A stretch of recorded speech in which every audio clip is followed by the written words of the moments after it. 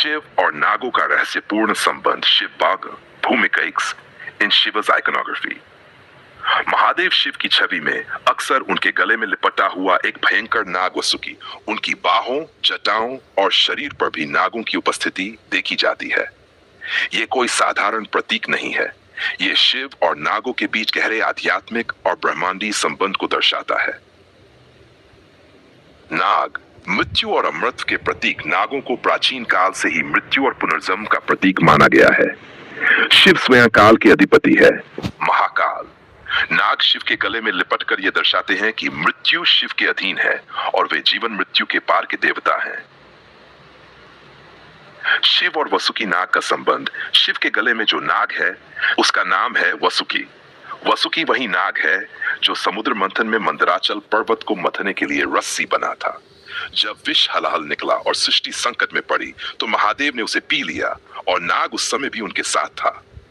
वासुकी का शिव के साथ होना यह दर्शाता है कि विष, भय और विनाश को भी शिव धारण कर लेते हैं।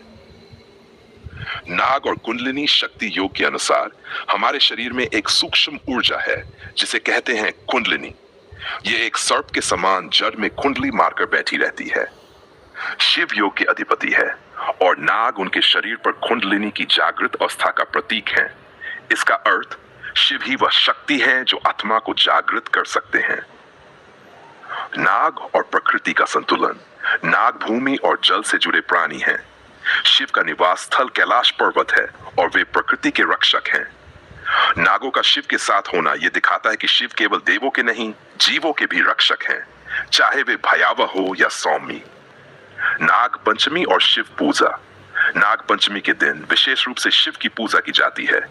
मान्यता है कि इस दिन नागों की पूजा करने से शिव प्रसन्न होते हैं और जीवन में भय, विष और बाधाओं का नाश होता है। निष्कर्ष, शिव और नागों का संबंध केवल प्रतीकात्मक नहीं है, ये जीवन, मृत्यु, चेतना, प्रकृति और शक्ति के गहरे रहस्यों को दर्शाता है। नागों की तरह ही शिव भी रहस्यपूर्ण, गहरे और नियंत्रण से परे हैं और दोनों का संबंध हमें यह सिखाता है कि ओपन कोट, जो डर से ऊपर उठेगा वही शिव के निकट जाएगा।